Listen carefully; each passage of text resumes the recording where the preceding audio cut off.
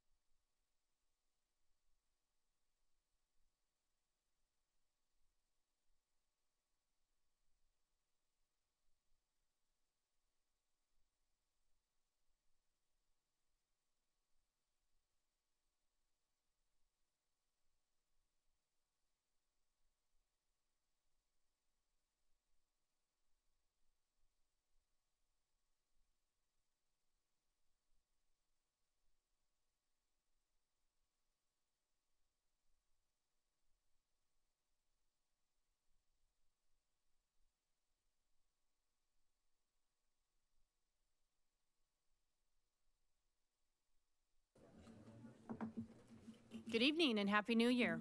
Welcome to the January 7th, 2020 Mercer Island City Council meeting. My name is Deborah Estrada and I'm your city clerk. Our first item of business tonight is Agenda Bill 5647, the council member oaths of office and mayor and deputy mayor elections. Once we have completed that, I will give up this seat gladly and let the mayor take over. I will be administering the oaths of office for the successful council member candidates in the order of position. Mr. David Rosenbaum, position 1. Wendy Weicker, position 3. Lisa Anderall, position 4. Craig Reynolds, position 5. And Jake Jacobson, position 7. Chief of Administration Ali Speets and I will then conduct the mayor and deputy mayor elections and then turn the meeting over to the new mayor. To clarify, the formal oaths of office were administered to newly elected council members on December 23rd, 2019, prior to tonight's meeting. The oaths of office will again be administered ceremoniously, after which we will allow a brief photo opportunity. Council, I will call you forward in position order. Please meet me in front of the council dais for the oath taking, official signing of documents, and the presentation of the certificate of election. Once we have completed your oath and document signing, please feel free to take photos. Please be mindful of the audience and the video cameras. We want to see you on camera. After all the oaths of office and the mayor and deputy mayor elections, we will take a break for additional photo opportunities. And with that, Councilmember Rosenbaum, will you please meet me down in front?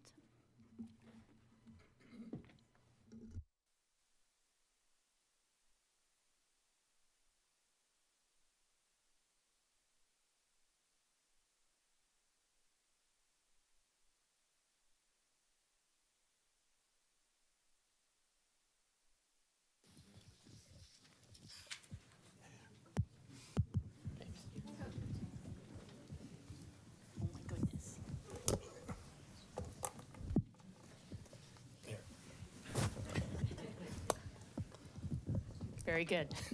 Raise your right hand. I, David Rosenbaum, I, David Rosenbaum, being duly elected to the office of the City of Mercer Island, being duly elected to the office of Mercer Island, Council position number 1, council position number 1, do solemnly swear do solemnly swear that I will support the Constitution of the United States of America, that I will support the Constitution of the United States of America, the laws of the State of Washington, the laws of the state of Washington, and all local ordinances, and all local ordinances, and that I will faithfully and I will faithfully and impartially perform and discharge the duties of the office according to the law and to the best of my ability. and the best of my ability. Very good.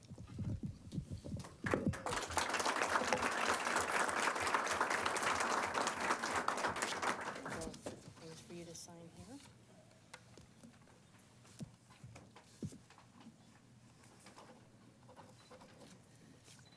This one here. I'm gonna step out of the way. Do you guys want a picture? More pictures? No? Okay.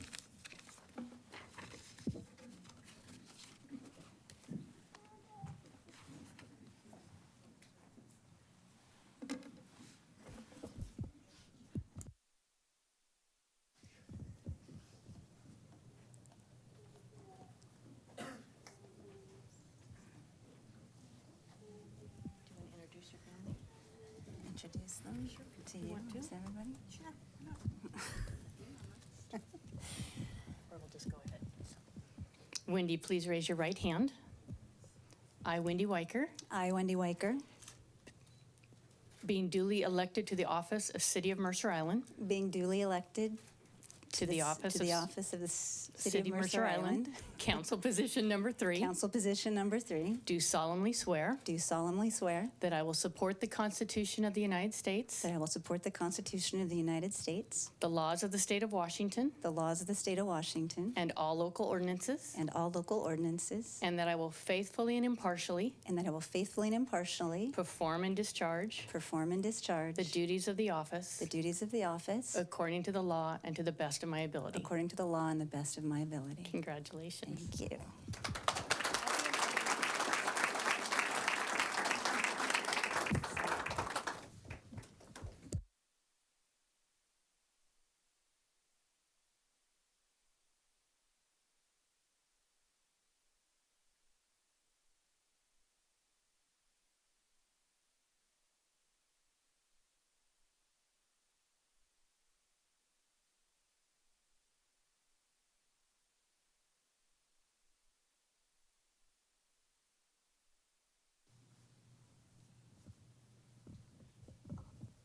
Feels like it was just last year.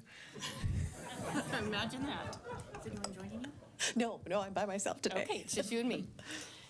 Raising your right hand, I, Lisa Anderl, I, Lisa Anderl, having been duly elected having been duly elected to the office of City of Mercer Island, to the office of City of Mercer Island, council position number 4, council position number 4, do solemnly swear do solemnly swear that I will support the Constitution that I will support the Constitution of the United States of America, of the United States of America, the laws of the state of Washington, the laws of the state of Washington, and all local ordinances, and all local ordinances, and that I will faithfully and impartially and that I will faithfully and impartially perform and discharge perform and discharge the duties of the office the duties of the office according to the law according to the law and to the best of my ability. and to the best of my ability. Congratulations. Thank you.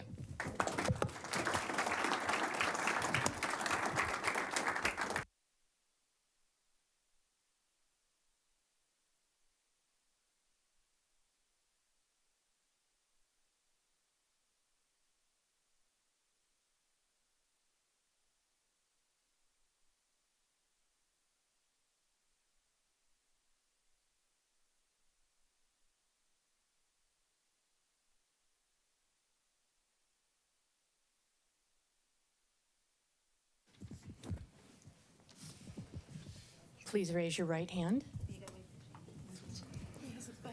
He has a buddy. There we go.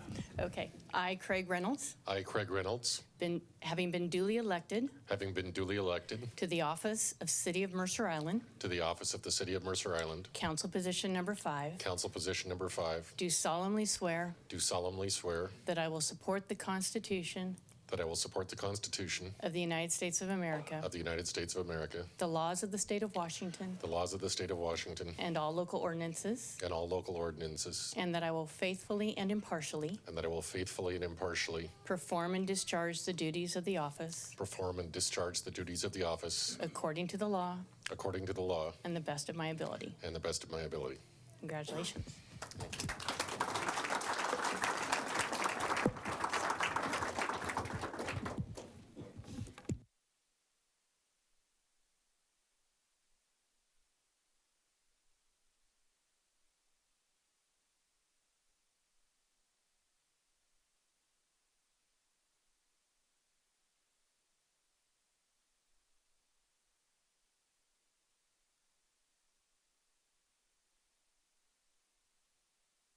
No, Not even your pups?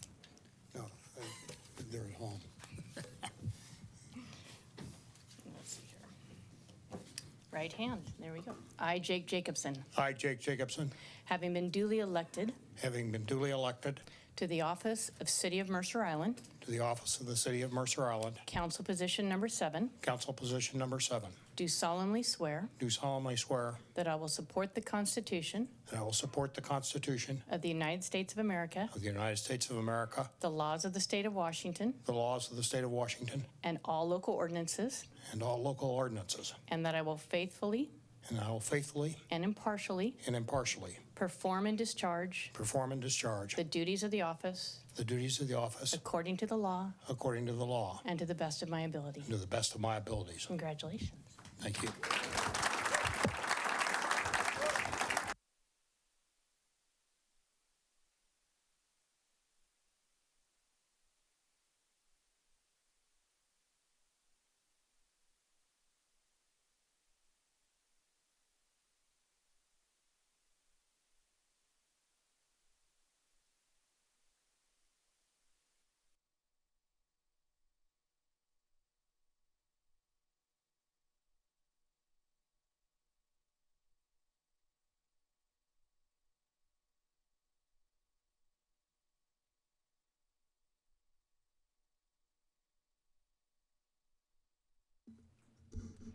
Well, that wasn't so easy or so difficult after all, was it?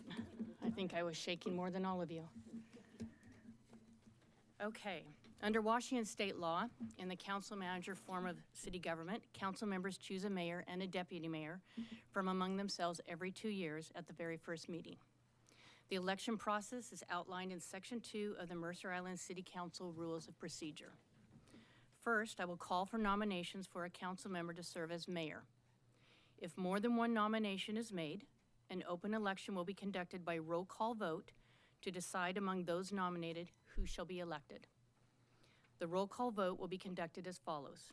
The city clerk, myself, will distribute voting cards to each council member with their names on the card. Each council member will write the nominee's name they would like to vote for. The cards will be returned to me, and then I will read the names of the council member and their vote in order by position number. If there is not a majority of votes for one nominee, specifically 4 votes, the process will repeat with only the nominees who have received 2 or more votes in the first round. Following the election of the mayor, I will administer the oath of office to the mayor. I'll then conduct the election of the deputy mayor in the same fashion. All right, so I'm going to pass out your cards. I'm going to ask you to pass these down. Hold on to the ones that belong to you. Okay, same way this way. Keep your stack.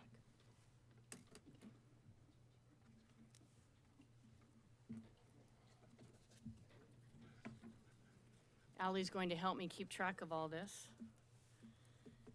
And I'll now entertain a motion for nominations for a council member to serve as mayor for 2020 and 2021. I'd like to move, I would move to nominate Salim Neese to be the mayor.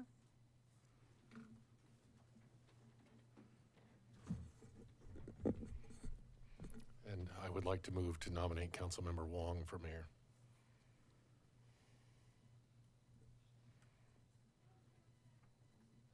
Are there any other nominations? Okay, we have 2 council members that have been nominated, Councilmember Salim Neese and Councilmember Benson Wong. Do either of these nominees wish to decline their nominations? No. There being no other nominations, the nominations for mayor are now closed. Because there are multiple nominations, 2 in this case, we will conduct an election for a mayor by roll call vote. You have voting ballots in front of you. Please fill out your vote and pass it down to me. Thank you.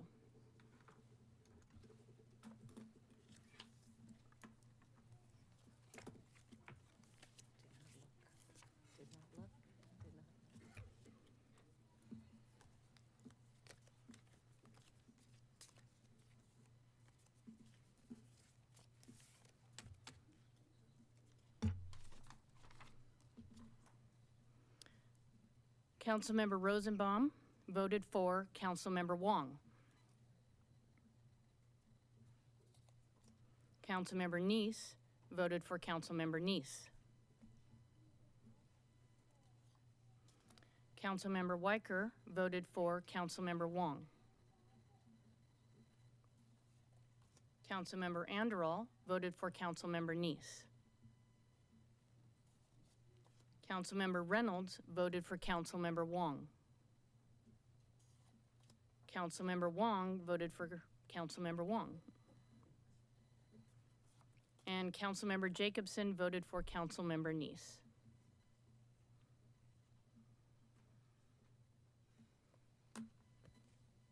So we have 4 votes. We have 4 votes for Councilmember Wong and 3 votes for Councilmember Neese. The results of the roll call vote elect Councilmember Wong as mayor for 2020 and 2021. Congratulations.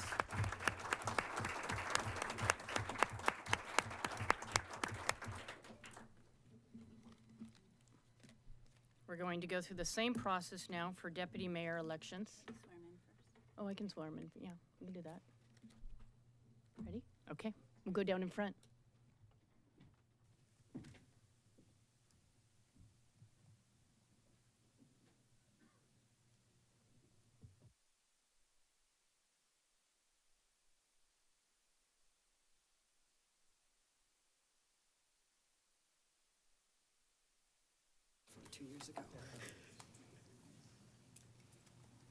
Yeah. Raise your right hand.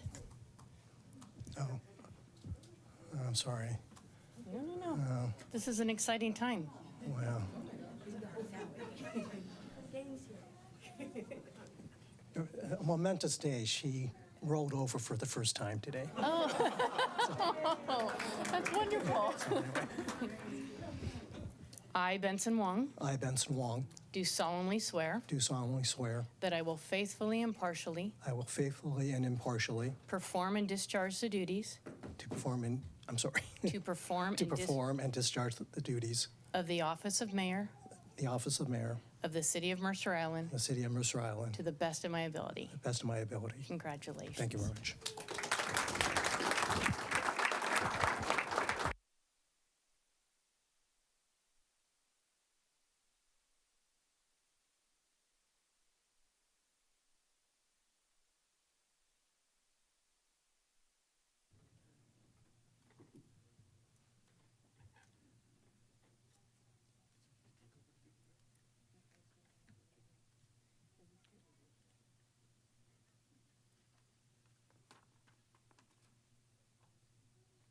All right. Pass these down, Craig. Pass those down as well. We're going to repeat the same process for the deputy mayor position. Each of you have voting ballots in front of you, and I'll now entertain a motion for nominations for a council member to serve as deputy mayor for 2020 and 2021. I would move to have Salim Neese serve as the deputy mayor.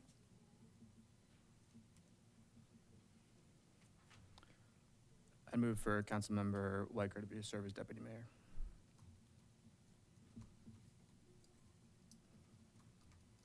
Are there any other nominations?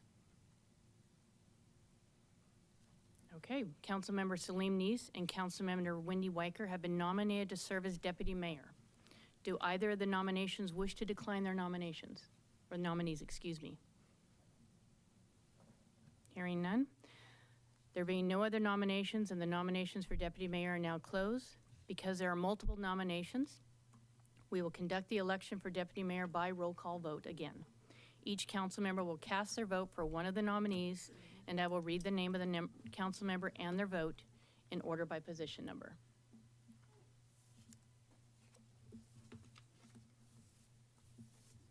Thank you.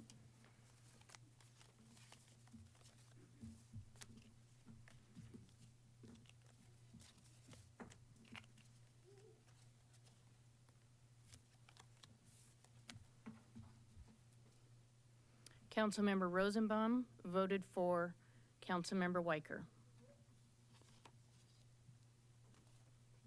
Councilmember Neese voted for Councilmember Neese. Councilmember Weicker voted for Councilmember Weicker. Councilmember Anderall voted for Councilmember Neese.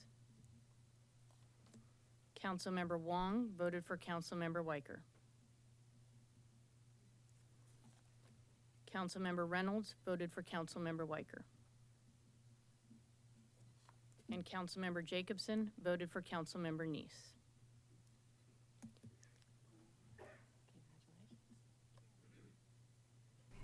Councilmember Weicker has received 4 votes, and Councilmember Neese has received 3 votes. Councilmember Weicker is our deputy mayor. Join me in front.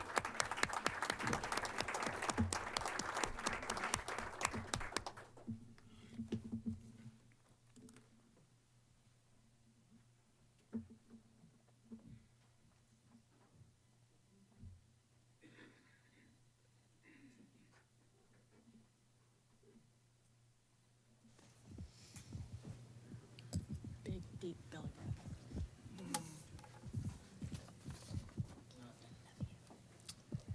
Raising your right hand. I, Wendy Weicker, I, Wendy Weicker, do solemnly swear do solemnly swear that I will faithfully and impartially that I will faithfully and impartially perform and discharge the duties perform and discharge the duties of the office of deputy mayor of the office of deputy mayor of the city of Mercer of Island the city of Mercer Island to the best of my to the ability. best of my ability. Congratulations. Thank you.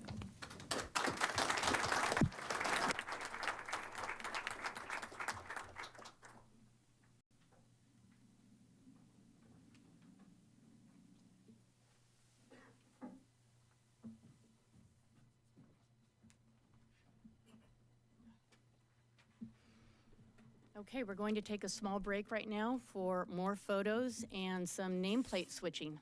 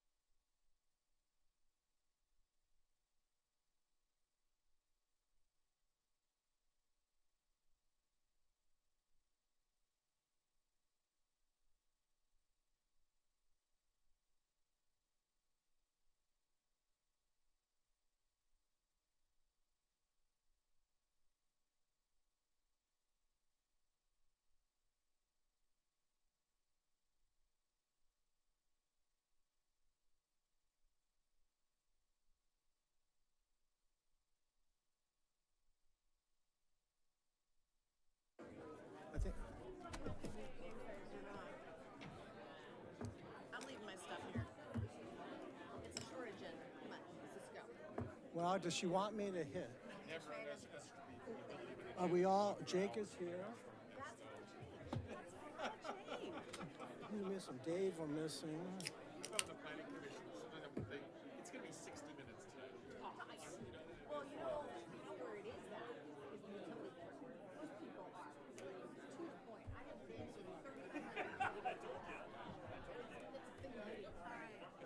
Let me just, I'm gonna confirm. Hey, Benson. Oh, thanks. Look forward to it. Yeah.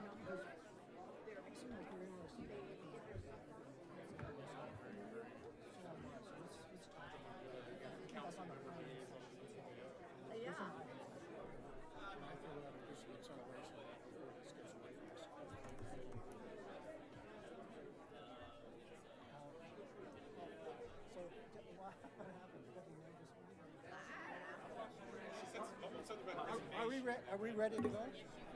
But, Your council members will join you. This Okay. is for signing after the meeting. do I need to, After the meeting, you're going to sign. do I need to hit this and then ask the council?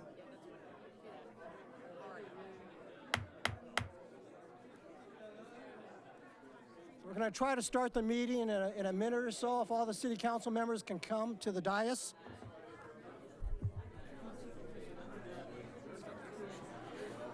This isn't a good sign, Deputy Mayor Zaywall. Yeah, really. Okay. Oh, there she is. Okay, okay.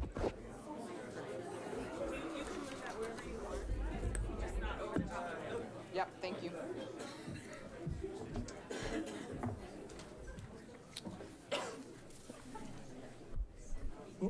Well, first I want to say how honored I am to serve as mayor of Mercer Island. But I also want to remind the public that the mayor is just one of 7 city council members, and that the island is best served when all seven of us are working together in a collaborative and a transparent manner. I look forward to that collaboration and robust discussions, which I know we will have on the council and in the community as we all work together to try to make this island a better place to live than it is even now. So thank you again for this honor. The second item of the on the agenda is a special business. It's AB 5648, the Flash Family Inspiration Award. Introducing this item tonight will be the Youth and Family Services Director, Cindy Goodwin. Thank you. Thank you, Mayor. Thank you, members of the council, members of the community. The Flash Family Inspiration Award was established in 2009 by Phil Flash, and he was a community activist, he was a community artist.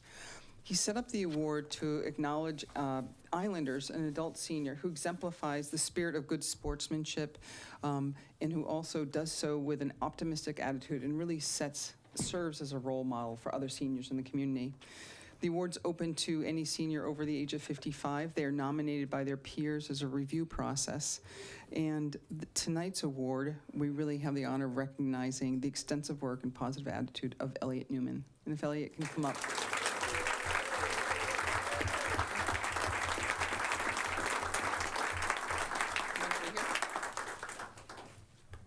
Before you get a chance to speak, I have a few words. So I just want to, on a personal note, just recognize you as a mentor to many of us, including myself. And so just thank you for all your past service. Looking forward to your continued leadership. Thank you. The 2019 Flash Family Inspiration Award recipient is former Mayor Elliot Newman. Elliot Newman exemplifies the spirit of the Flash Family Inspiration Award. His volunteer and professional work over many years models kindness and community leadership with a positive and optimistic attitude. His accomplishments and contributions to the Mercer Island community and greater King County community are numerous. Elliot moved to the Pacific Northwest in the early 1980s when he joined the I-90 design team. He had graduated from Penn State in 1963 with a degree in meteorology, and later MIT with an MS in atmospheric physics, having focused on air pollution. His initial work in the Northwest involved educating Mercer Island residents about air pollution generated by this project. He testified at hearings and trials, which contributed to the improved redesign of the I-90 from Seattle to I-405. As a Mercer Island resident, Elliott has made significant contributions to both Mercer Island and Greater King County. In 1986 and 1987, Elliott became a member of the Mercer Island Planning Commission, and in 1988, Elliott was elected to the Mercer Island City Council. He served on the council through 1995 and as mayor for 2 terms. In 2008, Elliott joined with Councilmember Bruce Bassett to form the Green Ribbon Commission with the goal of raising eco-awareness among islanders in order to reduce the island's carbon footprint.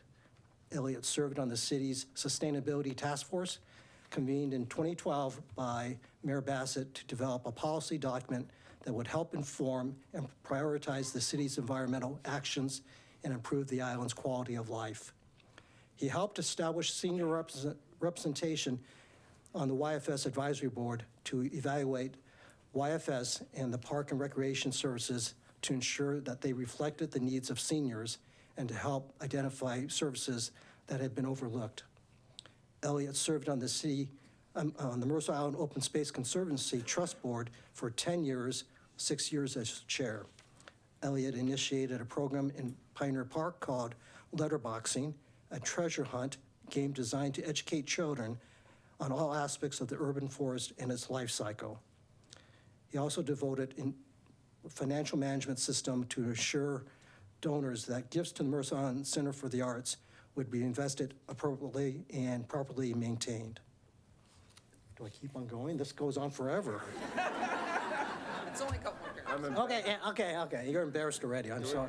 Okay, I'm going to do it quickly. Okay. In addition to his island activities, Elliott served on many off-island programs, including Make-A-Wish Foundation, fundraising and making wishes happen, Stand With Us at Seattle, Speakers Bureau, focused on educating high school and college students on problems in the Middle East, the Osher Lifelong Learning Institute of the University of Washington, providing a broad spectrum of educational courses for seniors on the island, Current Events Roundtable for Mercer Island and neighboring seniors, giving seniors the opportunity to engage with peers regarding world events and forming friendships. I'm almost done. I mean, it is hard to... My goodness. Elliott's life is one of extraordinary accomplishments, as we have just heard, that have touched numerous lives. He, along with his engaged wife, Nancy, continue to contribute to Mercer Island and the greater King County community. His gracious, kind, and attentive demeanor has enhanced his achievements and makes Elliott most deserving of the 2019 Flash Family Inspiration Award. As gratitude for Elliott's contribution, the award includes a gift related to the recipient's interests. Elliott, do we have a gift here? Yep, we do. Okay. So Elliott, we have a gift certificate to Lions Pride. This is the bookstore of Penn State University because his wife said he buys things from there all the time. Thank you. Okay, and also the plaque here, which hangs in the community center at Mercer View, and it has Elliott's name on it as the 2019 recipient.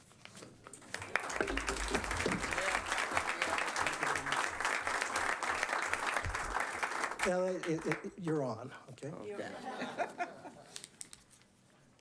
I'd like to, at the outset, to congratulate all the new council members and the ones that have been here for several years, and to congratulate our new mayor. And I wish them all good luck, and hopefully they will continue in the style of your predecessors in making Mercer Island a unique and outstanding community to live in. You can't give a microphone to a mayor or a former mayor without him or she wanting to say a few things. And I would like to do that this evening. First of all, I want to thank the Flash family for bestowing this honor to me. It's especially since it's a special feeling for me because I knew Phil very well. He spent my 10 years on city services between the Planning Commission, the council, and as mayor, being very supportive and being a helpful member of the community. I'd like to thank the selection committee. I don't know who they are, but I appreciate the fact that you did select me for this award. I also want to make a thank you to Margie Offer. She's out here in the audience. She was the person that nominated me, and solely on her own interest, I had nothing to do with it, and I was very surprised that she actually went through with that. Also, I'd like to thank Cindy Goodwin. She's done quite a bit of work in organizing this evening and in support of several, if not many, of the items that the mayor was talking about in terms of some of the projects I got involved with after being on the council. Youth and Family Services and Park and Rec were very instrumental in helping a couple of major projects come off the ground. Most notably, the Senior Current Events Roundtable, which began about 5-6 years ago, and we met in one of the back small little rooms down in the administration building in Luther Burbank Park. Today, after 5 years, we're running about 35 people at each of our weekly meetings. We actually have a waiting list for people that want to join the group, but it's difficult having any kind of a discussion with 35 people, and it's maybe much more difficult having more. But the group is very functional. It's allowing our seniors the opportunity to talk about things that are current, to make some relationships with people they didn't know before. I know there's several offshoots of the group now that go to lunch together. Another group goes out for dinner once a month and so on. So it's been a very successful endeavor with a lot of consequences that I never thought would be part of the game plan. I'd like to also, at this time, thank many of the city staff. And I can't go into numbers or names, but over the period of time we're talking about, which is around 35 years, and it's amazing. Watching everybody get not only sworn in, but electing a mayor. It was 30 years ago this week that I actually was sworn in as my first term as mayor, and it feels like it was yesterday. It's just amazing how time flies. We'll take full advantage of what's going on and make the most of it. I also want to thank my friends and extended family. Looking around, I see you all. I really appreciate you coming tonight and sharing this honor with me. But last but not least, and most importantly, I want to thank a person by the name of Nancy Newman. There's an old saying about every person needs to have a supporter, and Nancy has been supporting my endeavors for 56 years and counting. And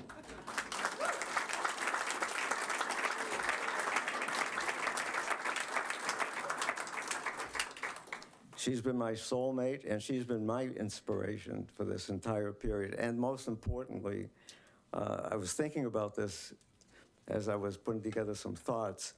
She's been supporting my efforts, starting with graduate school, my professional career, my elected/public service career, and lastly, my retirement career, which has been mostly volunteer work. So I wouldn't even be standing here this evening if it wasn't for Nancy and all of her help and advice. And the reason I have a piece of paper here is not that I was concerned about forgetting what to say, but my advisor-in-chief told me that the old expression about mayors and a live microphone, I'm almost done. And either that or we won't make 57 years. Anyway, I want to thank all of you that are here. I'm very appreciative of this. This is something I have never expected. I did those things because I felt it had to be done, and I wanted to make this place as good as it was when I first moved here. And times have changed, we have challenges, but I'm sure that the council and our citizens will continue the support needed to make Mercer Island where we all want to live. Thank you all.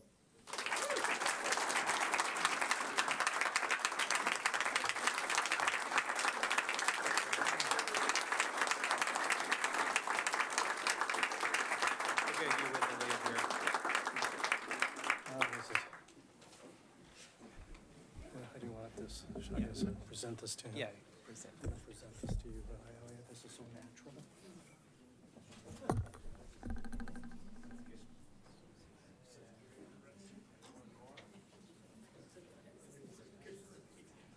Thank you so much. Congratulations, yeah.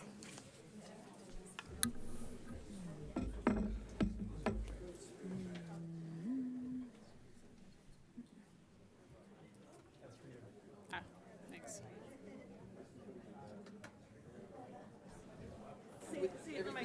With everybody, it's okay? Sure. Okay. Can I have everybody who came to support Elliot Newman, could I have all of you come up here in front of the dais so that we could have a picture with Elliot and the community that Elliot loves? You look like you're a picture taker. Would you do this? Sure. Can you have Elliot do this? Yes, I can. Yeah. You guys. Right, and then when we're gonna leave, you go. Go to the front of the dais. I'm gonna put this in a position. I'm gonna just get this ready. Cause trouble.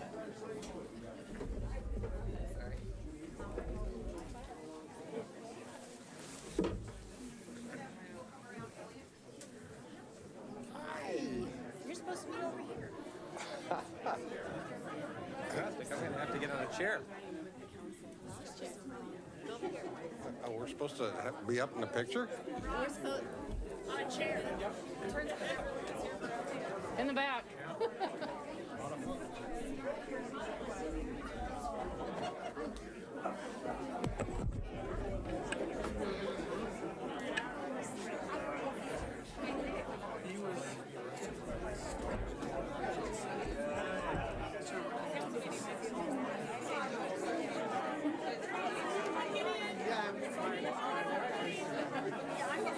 Ross, when you need squishing, Cindy, into the microphone, tell people they need to squish it. Okay. Can I have everybody move toward the center so we can get everybody in the photo? Somebody has to be in front. Can we have some folks come in front? Yes, yes, you can sit on the floor. Absolutely. Great job. Or you can stand up. He was well worth it. Or take some chairs. Should we take some chairs? Yeah, take some chairs. Yes. Thank you, Ally. How close are we, Ross? Everybody's in. Okay.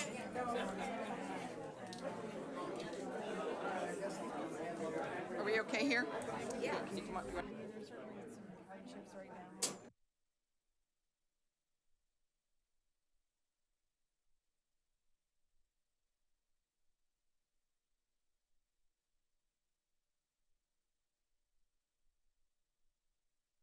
We're gonna do several. And one more camera. Like that. It's gonna be a matter. Don't move. I know it's gonna be. Remember, we're old. Perfect. Thank you. Woo! Yay, Elliot!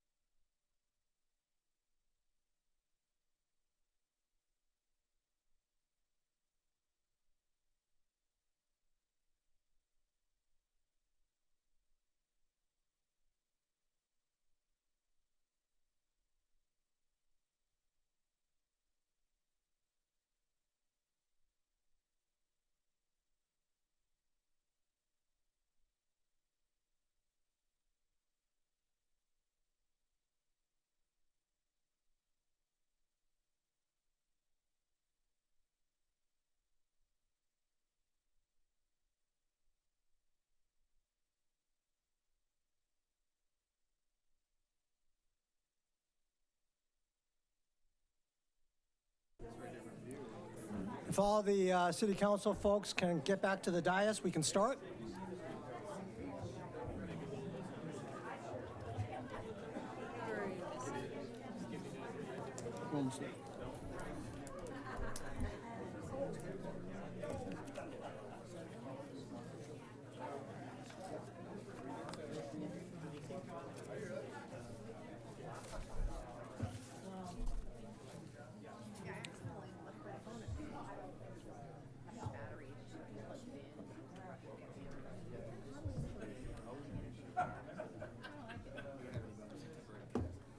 Okay. We're going to start up again. We now move to our first item of business to approve the agenda. Do I have a motion to approve the agenda? So moved. It's been moved and seconded. All those in favor, say aye. Aye. Aye. Okay. All those opposed? Okay.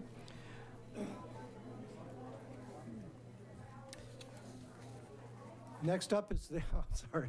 She's there. You've been waiting there for a long time. I've been reading the script. Next up is the city manager's report.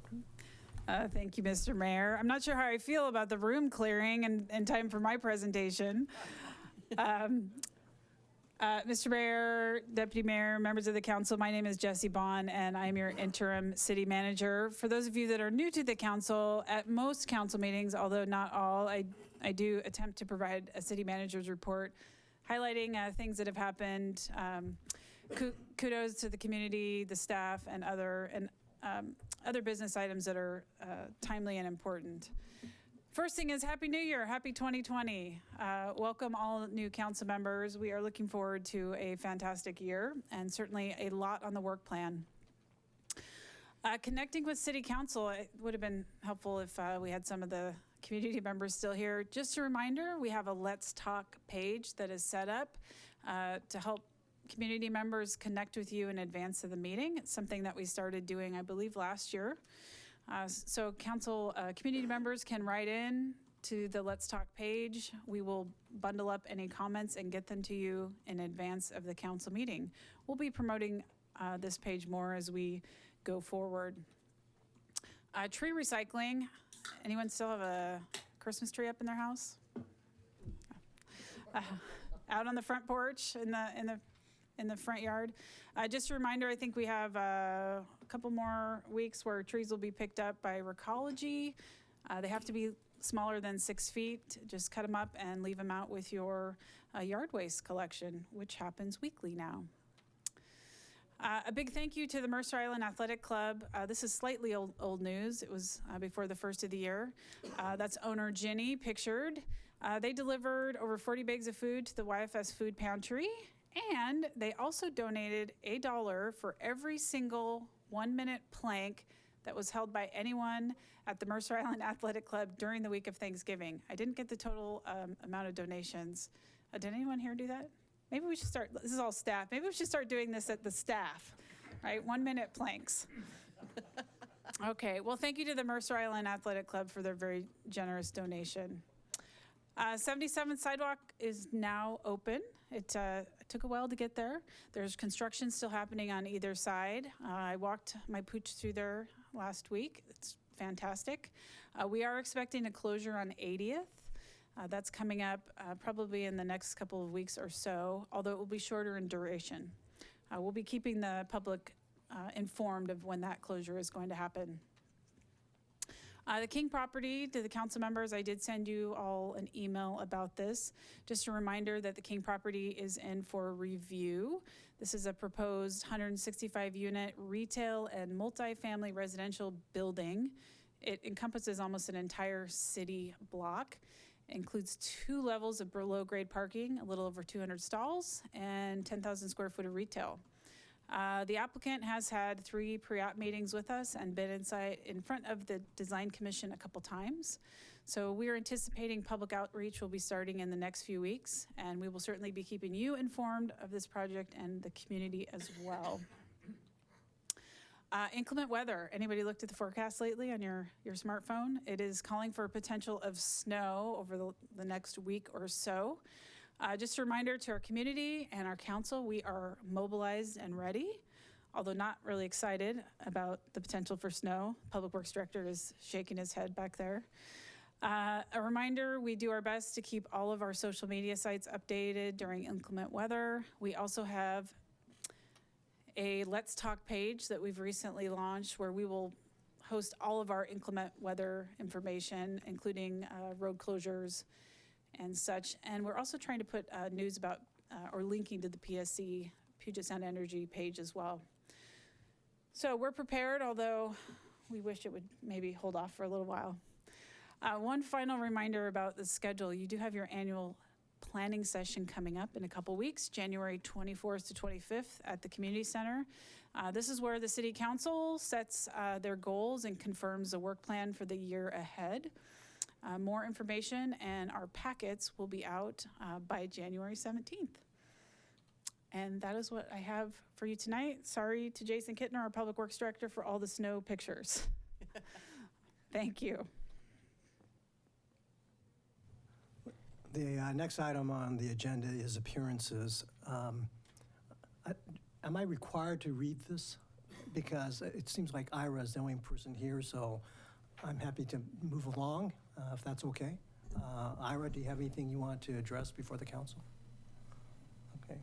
If that's the case, then is there anybody else who wants to address the council? If not, the appearances are closed. The next item on the agenda is the consent calendar.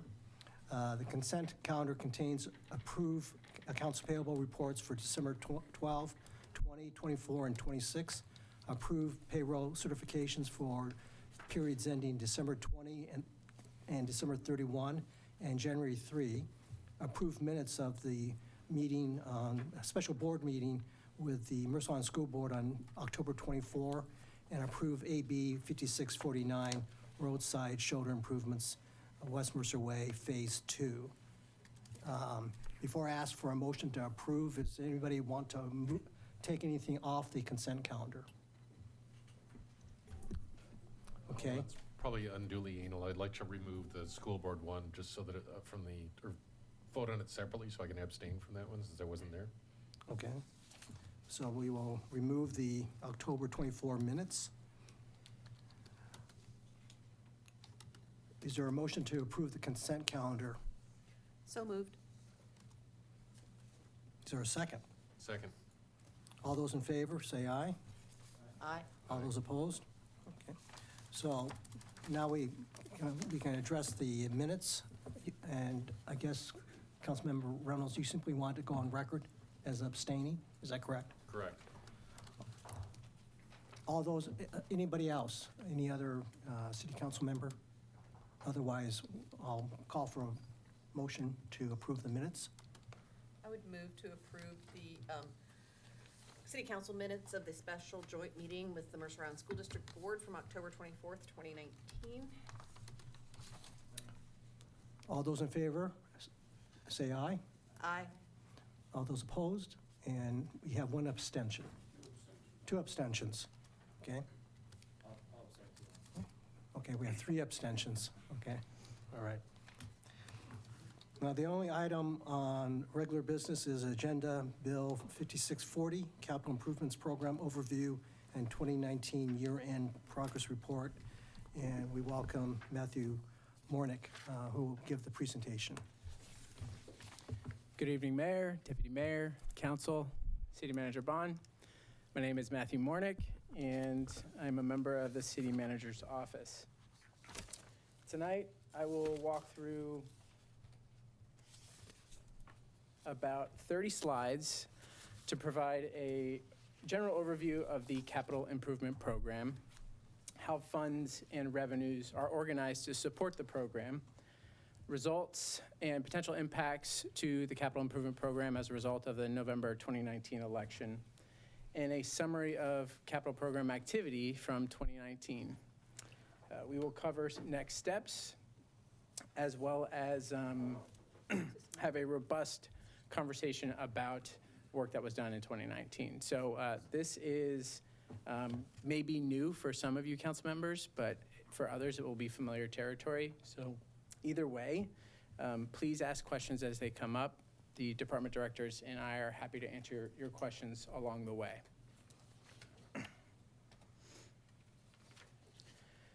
So the capital improvement program, it is a 6-year financial plan to acquire, expand, and rehabilitate land, buildings, and public infrastructure. It was adopted by council as part of the 1920 budget process, and it funds the city's highest priority projects. It fulfills commitments to the community and in making investments in maintenance of existing infrastructure with the city's limited capital resources. The program spans 6 years. The first 2 years were approved and funds were appropriated. Years 2021 through 2026 were included for planning purposes. The state mandated transportation improvement program includes all of the city's capital-related transportation projects. This is approved annually in tandem with the CIP during the biennial budget process, and it is approved alone in year 1 of the 2-year budget. Staff rely on council's general direction to prioritize capital resources through feedback that we get from regular meetings, from planning sessions, and when council adopts strategic planning documents such as the Aubrey Davis Master Plan, the Transportation Improvement Program, and the Water Systems Plan, for example. Staff receive specific direction from council during the biennial budget process. Council will work with the city manager to set policy priorities for the next 2 years of the capital program, and city leadership and over 24 staff from multiple departments will make a proposal to reflect council's priorities based on engineering considerations, financial conditions, project management schedules, among other factors. After year 1 of the capital program, staff come back and report to you on activity that was completed, and we'll get to that later in the presentation. The program distinguishes between work that maintains the integrity of existing infrastructure, which is the capital reinvestment plan, versus projects that add new infrastructure, which are classified as the capital's facilities plan. And this is just strictly for classification when looking at the extensive number of projects. The city is obligated to maintain existing infrastructure, thus that is the focus first and foremost.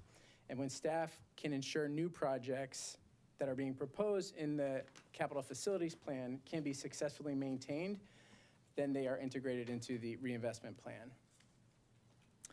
As you are probably aware, there are 4 general categories of projects: parks and recreation, streets, pedestrian and bicycle facilities, general government, and the utilities. For the fiscal year 2019 to 2024 capital program, council approved 144 projects, of which 110 were active, meaning that they had received funding in fiscal years 2019 and 2020. The 34 future year projects were included, again, for planning purposes. This snapshot illustrates the amount of resources that council had approved and carried forward in the 19 to 24 capital program. And it's meant to give you a sense of the body of work staff set out to complete each 2-year program cycle. Because of the diverse nature of government operations and the legal and fiscal constraints under which public services are provided, resources are organized into funds.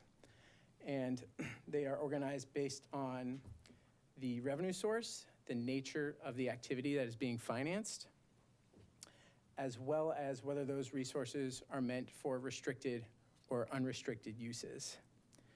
So by using fund accounting, the city can illustrate how much money is spent and how expenditures tie directly to funds. 6 funds support the capital improvement program. This chart outlines the kinds of revenues associated with each fund and the kinds of projects that are supported. It is important to note that the general fund is the primary revenue source for technology and equipment-related projects. that revenues from utility rates can only be used for that respective utility.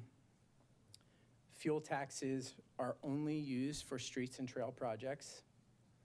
And REIT is an important capital resource with very specific restrictions. So let's walk through the real estate and excise tax. It is the largest revenue source for projects supported by the street and the capital improvement fund. It is the 0.5% tax paid by sellers in property transactions. The first half of that 0.5% tax is called REIT 1, and it can be used for streets, parks, utilities, and city facilities. The second portion can be used for streets, parks, and utilities, but not facilities. And as of a law that was recently passed in 2019, a portion of REIT 2 can be used for affordable housing. It is important to note that REIT revenues can fluctuate significantly year to year as a result of its dependency on property sales and economic conditions. In 2018, there were $3.825 million of REIT collected from the state within the city. Matt, can I ask one question? You know, obviously, there's been a recent increase in the REIT amount starting this year. That increase, does that impact the amount of money that the city gets, or is that all, does the increase only go to the state general fund? Do you know? I believe the 1.28%? Yes, I mean, The increase will go to the state, and the 0.5% continues. That's capped for cities. okay, thanks. State law permits cities to use a portion of REIT revenues on maintenance. And this is worth calling out and trying to clarify. Maintenance means labor and materials that prevent the decline of, and extend the useful life of a capital project. Maintenance excludes labor or material costs for routine operations of a capital project. Emphasis added on routine. So this is pulled directly from state law, just to keep this in mind as we move through how REIT revenues are spent. The city's REIT financing strategy was modified in 2019. Previously, all REIT 1 revenues went to the Capital Improvement Fund. All REIT 2 revenues went to the Street Fund. As of 2019, REIT 2 is now being split. 10% of REIT 2 is being contributed to the Capital Improvement Fund. The remaining 90% is going to the Street Fund. And this was put in place to maintain reasonable levels of reinvestment in all REIT-funded assets.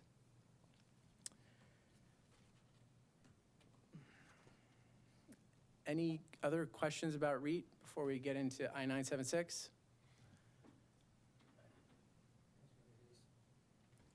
Could you expand on the process that somebody goes through to decide what is maintaining a capital facility versus operating a capital facility? Is there a form? Is there departmentally a check and balance on who makes that decision? And if that decision is made outside of finance, how many people are making that decision? So if I understand your question correctly, distinguishing between work maintenance done for a capital project versus operational maintenance done for a city facility? So you said REIT can be used to maintain a capital facility, but it can not be used to operate a capital facility. So let's say you have a ball field and you want to put white stripes on it. That's operating a ball field, I presume, because the ball field is there with or without the stripe. If it was an artificial turf field and you were putting cork down, is that maintaining a capital facility or operating a field? I think somebody would say it's probably maintaining a capital facility. I'm trying to understand what is the process that staff goes through, who's doing it, and what checks and balances are in place. Because we as a council have been told we're pushing the envelope as far as we can, but we get no information on, how's it being done, who's deciding, and where really is that line? Well, I'm going to take a crack at this. Staff, feel free to weigh in. And don't feel obligated, right? You don't have to get into territory you're not comfortable with. We can always come back to it at a later date. Well, it's an important question, and you're essentially navigating a gray area that I think can be interpreted differently by many jurisdictions. The impression I have gotten in my short time here with the team is that projects that are capital projects, so projects that have a specific start and end date, and projects that are components of the projects that are not routine count as maintenance for the capital program. Does that make sense? So the threshold being, if it's a capital project and it is not routine maintenance, that's part of the daily operations of using a facility or an asset, then that would qualify for the use of capital for REIT revenues. Who makes that call? Well, the city manager and the leadership team and work with capital managers and make decisions on projects that are going to be prioritized for a 2-year program. And we walk a fine line, making sure that we are abiding by state law and use past practice to make that decision. If we overextend the use of REIT revenues, we run the risk of being audited and having to pay back those funds. And so the past practice has been, from what I can tell, staff propose projects and utilize REIT revenues in a strategic way to fund the capital resources that we have, and draw the line where, again, it's to a degree subjective, what projects or what kind of work is routine and what kind of work is not, and therefore would not qualify. Matt, if I could jump in here really quick. If this seems confusing, it's because it is. And even amongst our other peer jurisdictions, they struggle with these definitions too. We could always lean on for the definition of REIT or ensuring that projects we're funding through REIT sources are eligible. We always have the ability to contact the state for rulemaking. What I will point out is where you see things that aren't clear, we have an opportunity this spring, and I'm going to recommend that we take it to establish our own definitions. We should have clear policies, and where we're struggling to make these definitions clear even to our own internal team, I think we would really benefit from some policy work, and that's what we've been talking about in this regard, just Matt and I in the hallway today. So as we head to the spring, you will have an opportunity to review the capital program and set policies and essentially approve the program in advance of the budget. So we have work to do. If you see things where you'd like to focus some policy energy, you'll have that opportunity. So just as a follow-up, I'm asking about the process and what are the checks and balances that are in place and how is it done departmentally. And that's fine, we can answer that in the spring. But what I think I heard is that if a project is active in the capital improvement plan in the CIP, the 6-year or 2-year window, then it might get some sort of deferred or some maintenance allocation or out of REIT. But if it weren't there, let's say it were a 10-year-old building that needed a fresh coat of paint, that definitely would not qualify for REIT funding of the maintenance component. So I think it's incumbent on us to really get to the bottom of that and staff to come back and present what is the go-forward strategy on how do we deal with that. Because what I see is I see a CIP that has a lot of projects, many that roll from one period to another because they don't get started or finished. And there's probably some opportunity for REIT to fund maintenance that's currently general funded. We agree. Thank you. Okay, go ahead and continue. With the November 2019 elections, I-976, Initiative 976, passed with a statewide majority. This is going to impact the city's capital program. The measure was designed to eliminate authority of governments to impose taxes and fees on vehicles and to limit card tabs to $30. The Department of Revenue estimates over the next 6 years that this is going to be a $1.9 billion hit to the state and a roughly $2.3 billion loss to local governments. Once election results came in, I-976 was immediately contested. On November 13th, 9 plaintiffs filed a legal complaint alleging 976 violated the single subject rule, the separate subject and title requirement, and the requirement to disclose the repeal of statutes, among other constitutional provisions. On November 26th, Judge Ferguson blocked I-976 from taking effect on December 5th, pending the resolution of the case.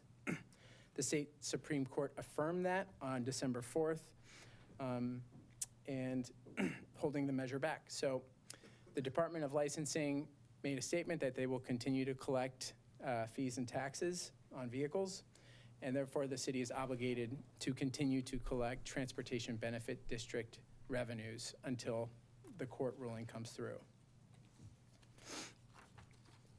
Matt, can I ask a question? Yes.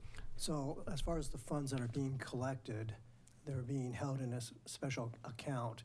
I assume there's earnings of interest of some sort, or how are they being invested? And if the 976 is upheld and the funds have to be returned to the public, does that also include a return of earnings, or do we have enough information at this point? We don't have enough information about interest earnings and whether or not that needs to be returned. I know we're holding the funds in an account. I don't believe the funds are being invested at this point. They're just being held. Do they need to be invested? Well, I think we're waiting right now. We're waiting for direction on timing. I think that's the uncertainty we have, if this is going to go on for much longer, but we can certainly talk about that. Councilman Rosenbaum? Matthew, there's a question, and I don't know if you're going to cover this when we kind of get to the nitty-gritty of the plan here, but are we operating under the assumption that these funds are going to be available or not? I guess, how does that adjustment go into this play? If you're going to cover this later, just tell me, we'll do that later. No, it's relevant. We are collecting the funds, and we will put them in a deferred account, and we will hold them with the anticipation that we will not have them, taking a conservative approach with them. So is that then reflected somewhere here as to what would be deprioritized? Yep, you're sinking the lead. Okay, sorry. It's okay. So good questions. One more question for you, and that is, in the event that the courts uphold I-76, am I correct in assuming that the state is going to have to be the one that figures out what funds or the amounts of funds rebated to which individuals? It is incumbent upon the state. Because they just rebate our share of it from the vehicle excise tax, right? This is going to be a difficult process to walk back, and the state we will be working closely with the state should the I-976. But we don't have any way of identifying the money, whether it came from Jacobson or Wong or Nice or anybody. That's correct. Okay. So this, let's see, covered. Just real quickly, the city's Transportation Benefit District was established in 2014. It authorized the city to collect new and renewing fees for vehicle license fees of $20. In 2018, the city collected $377,000. So this is going to be in limbo.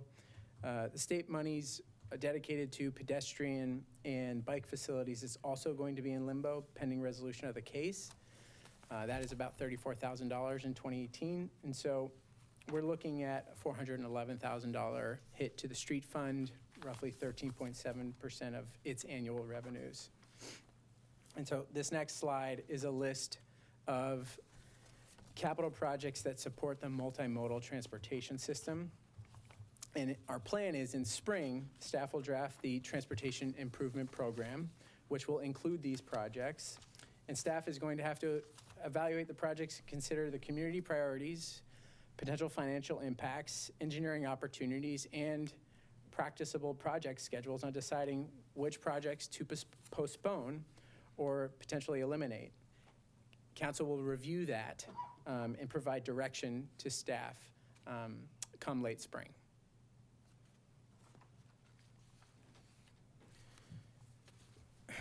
Just quickly on that, I assume that you'll look at the Sound Transit Settlement Agreement and see if there's an alternate source of funding for those projects as opposed to just stack ranking them and moving them out? That's correct. Yes.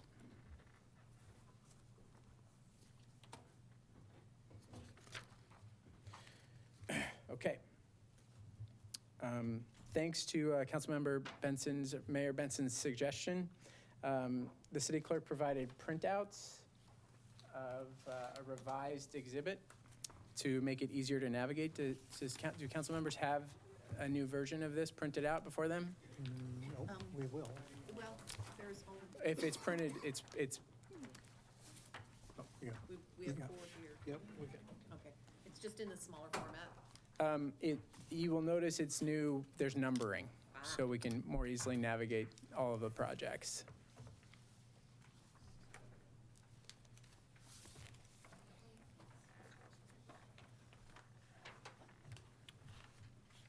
And they're Oh, in a, oh, no, they're they in a different changed. order, Oh, though, aren't no, oh. You've changed the order, you're right. They're in a completely different order. Well, if it's not helpful, we can go back to the original, but these are numbered, and they're organized. I would have just gone 1, 2, 3, okay. Okay.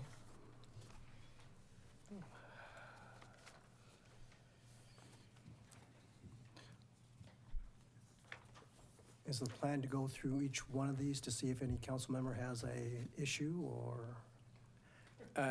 No.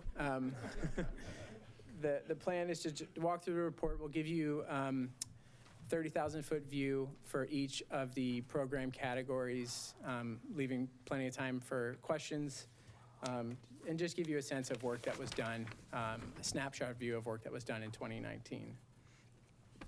And so the beginning of 2020 marks the completion of year 1 of the 1920 budget.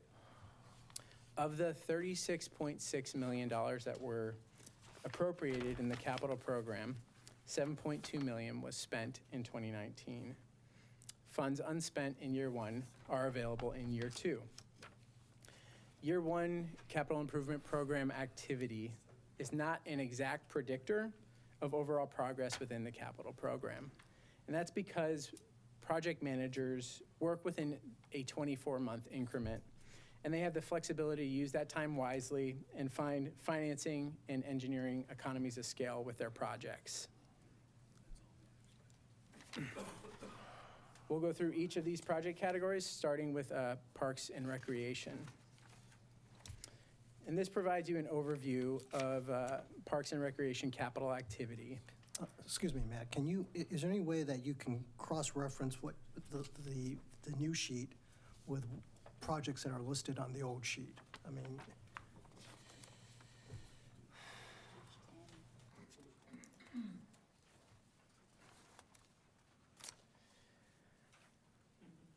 I am ill-equipped to do that.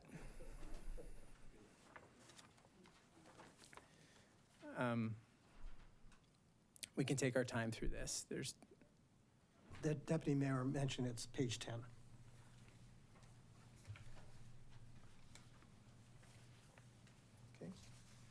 Okay. So one of the main accomplishments of 2019, after extensive community input and focused effort from an interdepartmental team and council adopted the Aubrey Davis Master Plan. Project managers are going to be busy in 2020 with playground equipment replacements, trail improvements, and vegetation management. Are there any questions about any of the parks and recreation capital projects?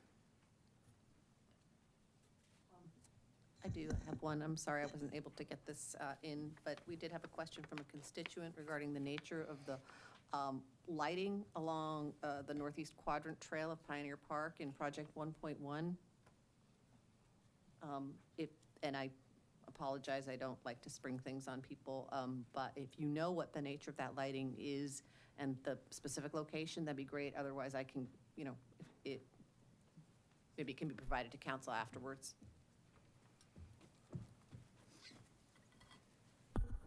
Paul West, Capital Paul, thanks. Projects and Planning Manager.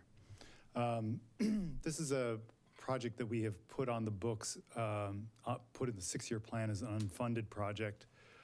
It's been requested by members in the community because it is one of the main pedestrian thoroughfares going north-south on Island Crest Way. We put it in as an unfunded project because we hold out the potential for it to be funded through community donations. It would be some kind of bollard lighting potentially from the discussions we've had with the Open Space Trust Board, but there is no design on it yet. Okay, great. Well, and since you're there and since we're on 1.1, can you give us like a really brief overview in terms of like replacing playground equipment at the end of its useful life? How is that determined? We inspect our playgrounds several times a year using National Playground Safety Institute checklists. And when we repair things we can repair, we replace equipment when we can just, replace a piece of equipment. But there gets to be a point where we've repaired and replaced enough cycles that we think, okay, this playground is really reaching the end of its life. And there's other indicators like, UV degradation, rust, things where you're just not going to be able to reverse the loss of integrity. So at that point, playground replacement is proposed. It's usually a fairly long life cycle. We've been replacing playgrounds on the 15 to 20-year cycle. Okay, very helpful. Thank you.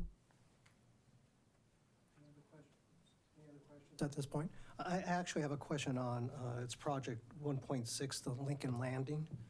I'm just curious about the scope of the redesign and the budget impact. It's not clear based on the information. Yeah, the original design at 90% was having a treatment vault at the upstream end of the current water course.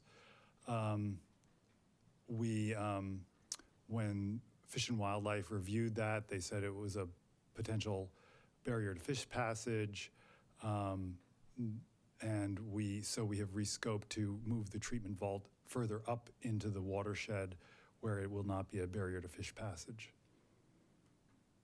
Do you see a budgetary impact at all as a result of the redesign? There is a budgetary impact. It's about $20,000 additional design work. There's no budgetary impact to the construction. And this is all paid for by King County Flood Control District money, so it is not impacting our REIT or anything else. Great, thank you.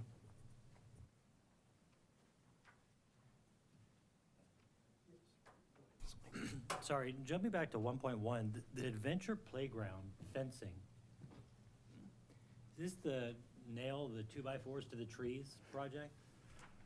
Adventure Playground does do some nailing to the trees, Okay, yes. so this only operates for the summer months of the year. That's correct. Are we proposing that we're going to permanently fence off a portion of that park for an activity that occurs only for a few months of the year? Why don't you take that? We are currently reevaluating that program right now. So the project to fence off permanently that area, as you state, doesn't make a whole lot of sense for something that only takes part a couple of weeks out of the year. So we're reevaluating that. Do you want some help reevaluating that? Nope. Because I think that's, I would say save your time for the rest of this stuff. Because that, to me, is a project that you don't need in your life.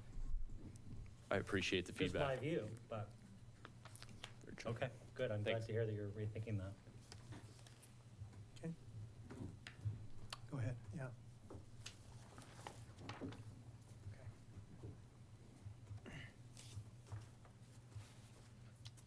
Moving on, in the new document, streets, pedestrian, and bikes had 18 active projects. 18 active projects in 2019. And staff expended $2.9 million for these active projects for that year. Work included improvements and resurfacing to the island's transportation system, that was done in tandem with underground utility work. 1.3 miles of new asphalt and several crack sealing patches were put in place on residential and arterial streets in conjunction with new fire hydrants, water mains, new water service lines, and storm drain pipes.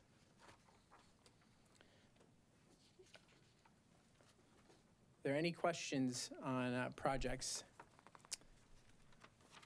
within this program category? Is 2.5 under consideration for the settlement funds?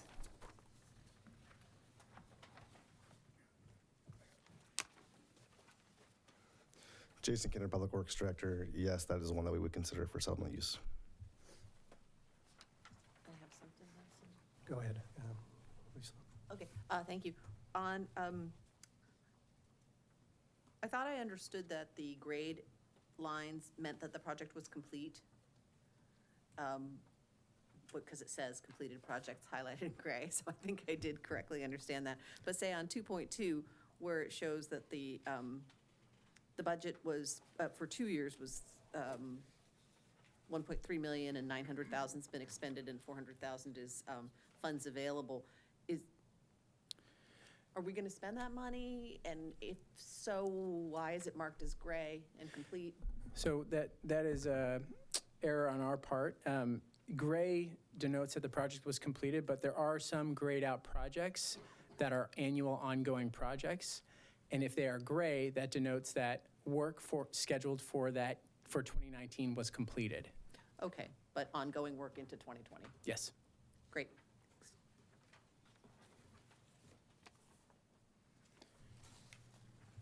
Go ahead. Staff replaced 3 vehicles that were beyond their useful life in 2019, and 8 more acquisitions are scheduled in 2020 as part of the fleet replacement program.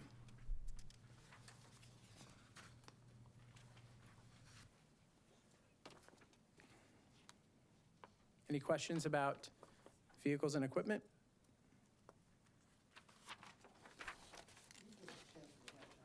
Yes, take your time. Yeah, So we're in section 3.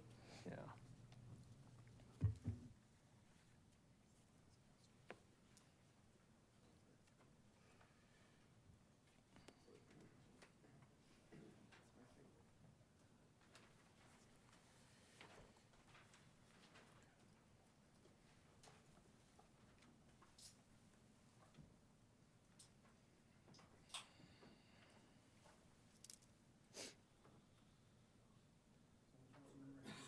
At this point, otherwise, I'm good. go ahead. Yes, with regard to 3.2, is there some written criteria by which the decisions are made to replace equipment? Yes. Yes, there is. Actually, earlier this evening, I actually sent you, in 2015, 2016, the city went through a fleet audit that actually went through our entire fleet program and our replacement strategy and utilization process. I sent that to you via email, but we do evaluate each piece of equipment based off of useful life, utilization, and their, for the most part, the standard vehicle replacement for a standard crew vehicle is 10 years. That was moved from 8 to 10 in 20 following the conclusion of the audit. And for patrol vehicles, it moved from 3 years to a 4-year replacement cycle. So every 2 years, we're reevaluating the equipment and evaluating useful life and whether or not it is up for replacement, whether it should be postponed or continue to move forward. I will also say in our fleet, we also have a lot of seasonal labor in the summer. So although a vehicle may be replaced, it may be held on and retained as a vehicle for use during the summer months as well. Thank you. Councilmember Anderell? You might as well stay up there. Quick question, and this is maybe not a question for you so much as it is a question for the finance department, but when those vehicles are replaced, to the extent that we get money by trading in or selling the vehicles, where does that revenue go? Does it go back into this same fund, or should I ask that question another day? No, it goes back into the fleet. And that is part of the replacement costs that we do an analysis of what we expect that vehicle to bring back on when we surplus the vehicle. And so is there some sort of analytical balance that's brought to bear where a vehicle that's maybe meets the age but has very low mileage, where you hang on to it for longer? Absolutely. That's one of the conversations we have with the fleet committee as we're looking through the replacements of those vehicles, right? So just because a vehicle is up for replacement, because it has low mileage, the type of use, it may be something that we extend the replacement cycle. So instead of a 10-year cycle, it might be a 15-year cycle. That's part of the analysis that we do every 2 years as part of the fleet process and budgeting process. Great, thank you.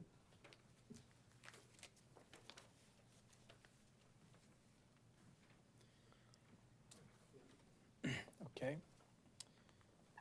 Progress with ongoing capital investments in city facilities move forward in 2019. We saw completed HVAC upgrades, roof repairs, and renovations at the community center, at the North Fire Station, and Luther Burbank Administrative Building. Are there any questions on building reinvestments?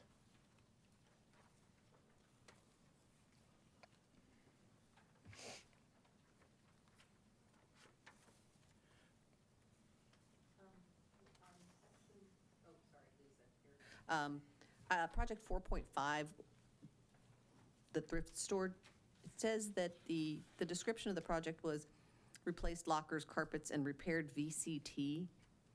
Do you know what the VCT stands for?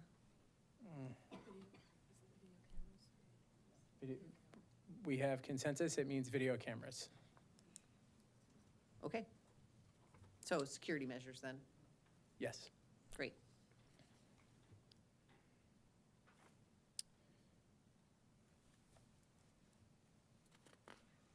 I have a question on project 4.6, as far as the ongoing capital improvements to the community center.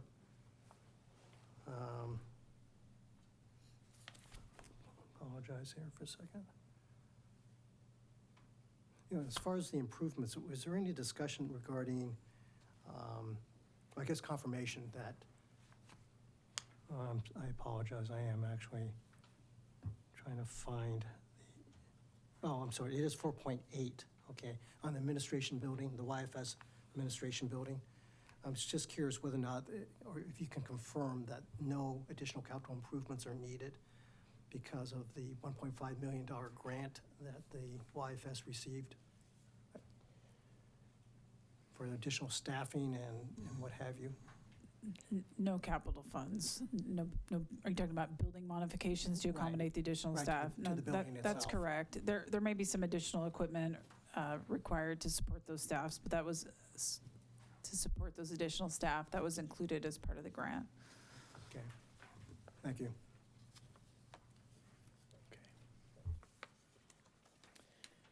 In 2019, staff replaced 54 city computers and 9 police patrol vehicle video cameras.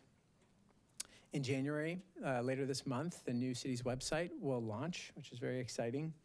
And in partnership with King County and Sound Transit, the city helped install fiber optics across I-90 in between City Hall and the Public Works facility, which is critical groundwork in anticipation of major upgrades to the city's public utility software system. Are there questions about the technology-oriented projects?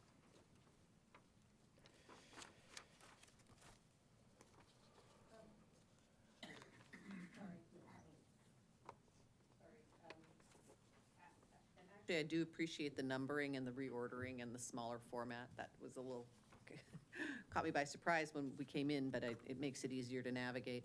But you have a project 5.16.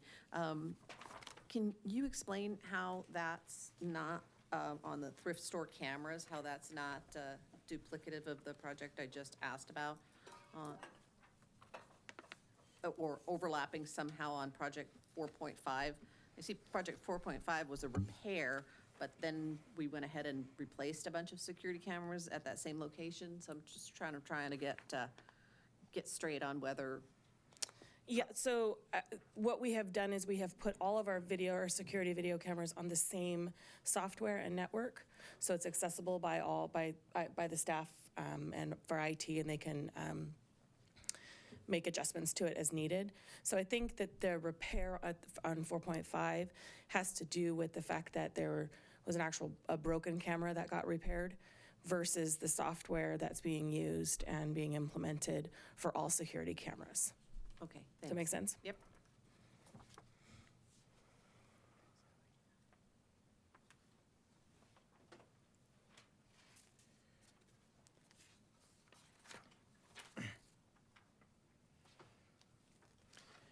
We'll continue on.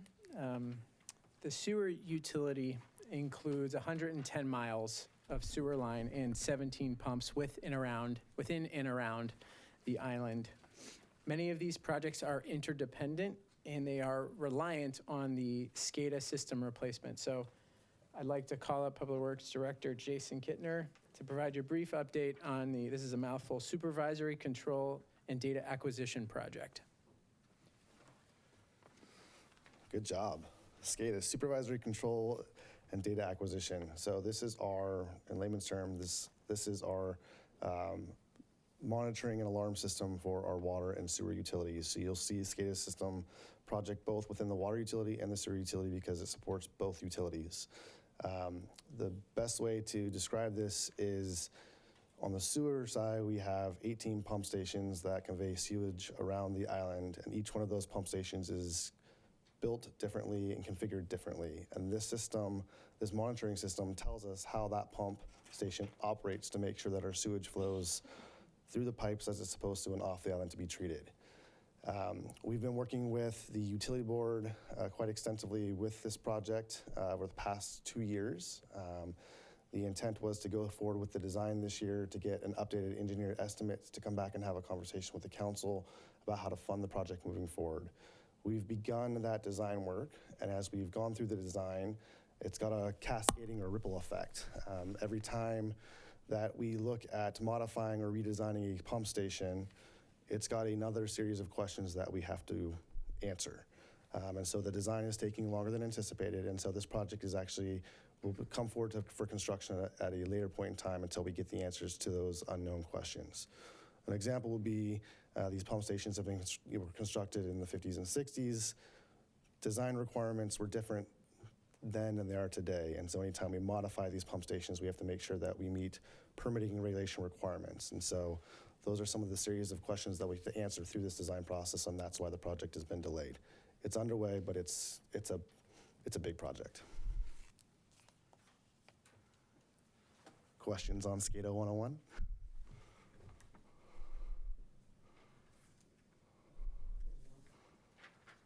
Just curious what you think the timeline is. So our plan is to, I'm calling them bubbles, right? So these bubbles are the unknowns. Our plan is to identify the remaining bubbles that are out there that we have to get answers to and the sequencing. We expect to have that work completed this year with the thought to move forward with design, have a conversation with the utility board later this year, ramping up into the next biennium for construction.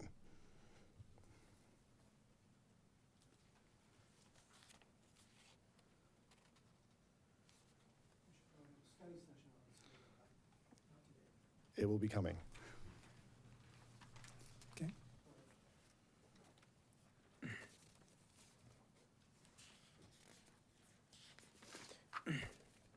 For the stormwater utility, there are 19.4 miles of water courses and over 80 miles of storm pipe on the island. In 2019, staff completed water courses improvements and restabilized eroded terrain, as well as repaired several damaged drain pipes. We made progress on an environmental rehabilitation pilot project in which we're partnering with King County to retrofit 2 water catch basins with crushed oyster shells as a filter media. Staff will monitor these 2 sites over the next year with the hope that this low-cost strategy will reduce levels of dissolved metals within the water, and that this could potentially be scaled to critical areas within the region. Are there any questions? Staff is happy to field questions on any of the storm water utility projects.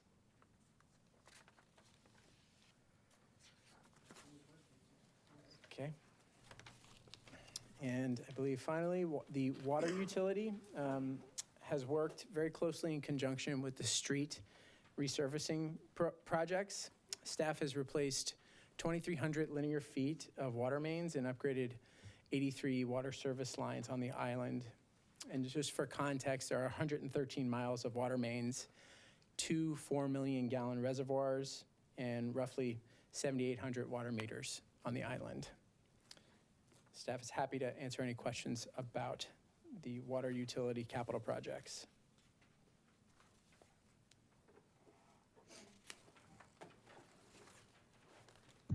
Thank you. You know, just generally, I do see a couple of large projects. I saw it in sewer and in water now. Water, for example, 8.13, and going back to sewer, it was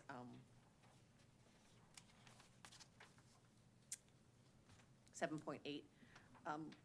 Both of which are grayed out again, but both of which show relatively substantial funds remaining. And I'm curious as to how that works. Were these really woohoo celebrate under budget, or we just have not gotten the final invoices yet?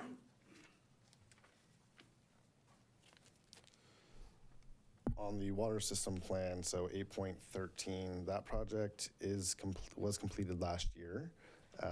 We are waiting for our state approvals, and so we have not paid out the final invoice, but my understanding is that project's within budget. It will not, so we will be fine within our project budget there. The other project you referred to is which one? 7 point?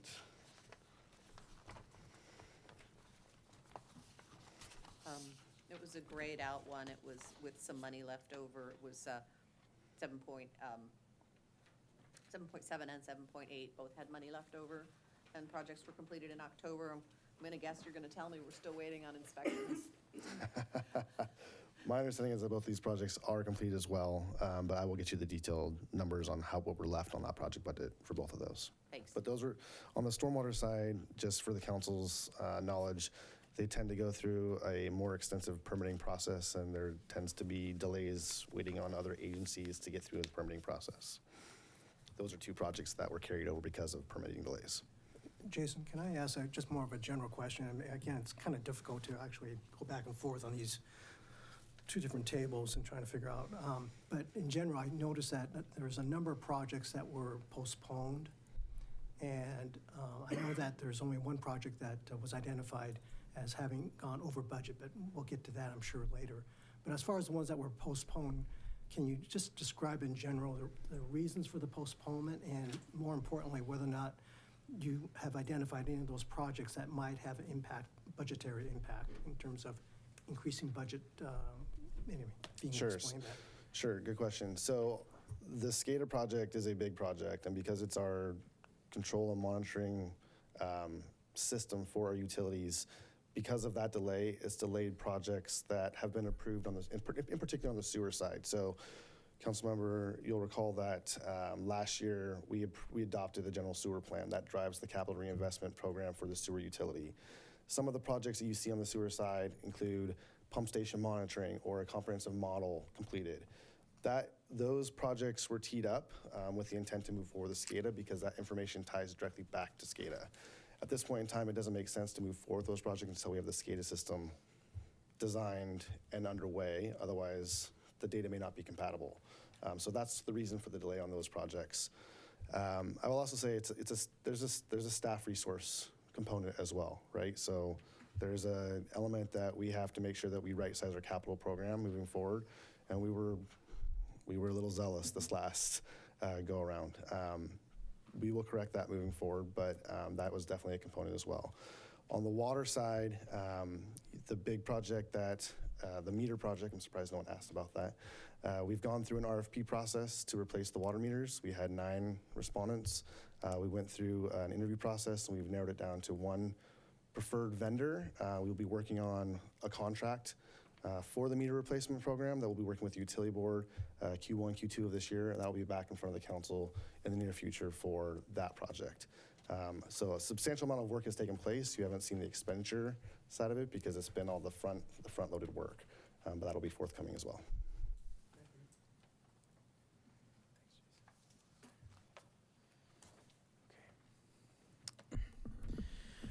So rounding out next steps through this next year.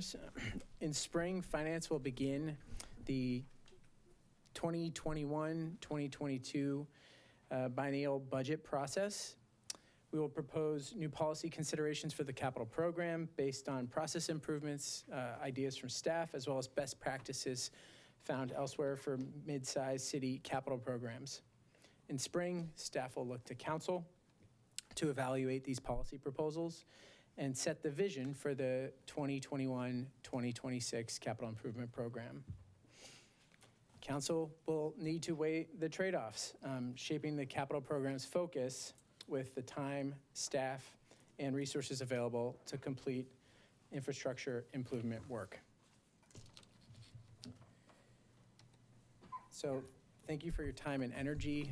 Staff is happy to address any additional questions. Mr. Mayor, may I just follow on to Matt's comment real quick?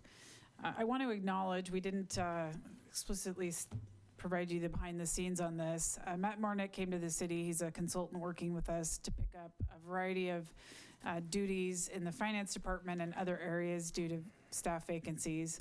One of the things we asked him to tackle when he got here was overhauling the capital program. This is really just step one in what is many steps to come. And he started by taking a very outdated spreadsheet, retooling it, working with all the capital project managers, and that's how we got to what we have here. This is in its infancy, and we'll be looking for feedback from you in terms of format and tools that would be helpful going forward. I will also mention that Matt was reluctant tonight to come out and say, hey, here's some things we need to change. But in his short time here, he's already identified, hey, here's some things I'd recommend changing. The sheer volume of projects that we have scheduled annually is far more than we could ever complete. And that in itself is tying up money and producing exercises like this where we have projects that are not being finished. Not to mention Matt and the project managers, many of them are, well, most of the directors are here tonight, the project managers aren't. They're also looking forward to policy development that will support their work and certainly clarify how we manage our capital program, some of those things we talked about earlier. So we have a lot of work to do. Matt's off to a good start. He formerly worked for the city of Issaquah where he overhauled their capital program. I've taken a look at it. It looks great. I think we're in good hands and headed in the right direction. So thank you, Matt. You're welcome. Does council have any other questions for Matt or for the city manager regarding this presentation? I guess, are there any specific questions that you have for council that you would like guidance on? Yes, we are going to have many questions for council, not right now. Okay, but right now. we anticipate coming back to you hopefully in March. We want to connect with staff and have a discussion about ideas on ways we can improve the capital program and propose some new policy ideas and especially look into the potential of using defining maintenance and how we go about supporting maintenance activities within the city. Matt, thanks. I look forward to hear those proposals. Chief Hyman, I had a question. Maybe you're the best person to answer this. On number 3.3, it looks like there's you've spent about 14,000, but there's about 91,000 available. Is there a large equipment purchases coming, or what should we expect there? For the record, Steve Heitman, your fire chief. We have been kind of in a holding pattern. We replaced all of our self-contained breathing apparatus a little over a year ago. And for that, we are waiting for a mask that was shown and promised, but unfortunately, the company then got bought out, so it's been delayed on production, and so that's why we're carrying that over, is we're looking to get that new mask that will go with our breathing apparatus, which are on a 10-year replacement cycle, and it will help integrate communications-wise this new mask when we get the new radio system. Got it. Is the current system still operable? It is. Okay. It is. This will be in 2023 for that, but this new mask, instead of, I don't know if you've ever been witness to it, but when we're trying to communicate, you have to put the microphone and the radio up to where the air valve is, and at best, you sound like the New York Transit Authority when you're speaking through it. And so this is going to be integrated communications where they'll be able to plug it into the mask, be able to hear everything that's going on, and then talk in a normal voice, and it will be much clearer. Oh, great. Okay. Thank you. You bet. Thank you very much, Matt. Appreciate it. We now move to other business, planning schedule, the interim city manager. Thank you, Mr. Mayor. And as for the new council members, typically towards the end of the meeting, I will at least walk through the planning schedule, upcoming meetings, and particularly note any changes. So looking ahead to January 21st, I do want to mention that your packet was published and then the staff returned from the holidays and we made a whole bunch of changes and additions. So for the 21st, our meeting will start at 5:30, not 5 o'clock. We will have a 90-minute study session on the two topics you see listed there. Moving down to regular business, I just want to note that the community facility item, that's the community facility zone discussion, is not ready to go yet. It's still with the Planning Commission, and so that has been pushed out. We will get you an updated planning schedule at the next council meeting. Also, the item that says discussion on long-term financial forecast. I met with Mike Bailey, our financial consultant, today, and Lawan Tuttle, and that item will be moved and will be part of our planning session. I had originally intended to present that information in a meeting so it could be recorded. Instead, what we're going to do is do the work on the planning session. We'll have Mike Bailey attend a follow-up meeting and go over the refined financial forecast. I'm anticipating potentially up to a 2-hour executive session on the 21st. Those other two items under regular business, I apologize, will remain. BO and I will be working on the executive session schedule over the next couple days, and we'll let you know on that. And then as a reminder, I mentioned this at the beginning of the meeting, we do have a planning session January 24th and 25th. I did hear back from all council members, I think it was just before this meeting started. It sounds like there's agreement to start a little earlier on the 24th, so we will plan on a noon start. We'll send you an updated calendar invite with lunch provided, and we will plan on concluding no later than 5 o'clock, hopefully a little bit earlier than that. I appreciate your flexibility. I know at least one member of the council has an evening commitment. Other than that, I will consider that done for January. Oh, thank you. As true to form, we also at this time usually go around and ask council members if they have any particular reports. So I guess I'm going to ask, before I do that, I guess I need to find out whether or not we have any anticipated council member absences, probably in the month of January and month of February. Okay, good. So I'm going to start with Councilmember Rosenbaum. If you want to just, if you have a report that you want to share with the rest of the council, and if you don't have a report, it's fine as well. I don't have a report. I'm excited to be here and work with everyone on the staff and the council. Okay. Councilman Reynolds? What he said. All right. Also glad to be here. There was no utility board meeting in December, and that's the only board or commission that I'm a liaison to, so I've got nothing to update you on there. Okay. Deputy Mayor? Honored to be here as well. Thank you for that. Calendar items on Thursday, January 23rd is the Mercer Island Boys and Girls Club Business Breakfast. On Wednesday, February 12th is the YFS Breakfast. And Sunday, March 22nd is the Rotary Run. So if you're keeping your calendar up to date with current events and community, there it is. And you're still chairing that Rotary Run? Okay, very good. Councilmember Neese? Councilmember Jacobson? Nothing to report. Okay. I have a note here from our city clerk indicating that the Association of Washington Cities City Action Days is scheduled for January 28 and 29 in Olympia. City Action Days is offered annually at the beginning of the legislative session to provide an opportunity to connect with legislative and executive branch leaders and educates attendees about how to communicate with legislators and how the legislative process works. If you're interested in attending, perhaps contact our city clerk.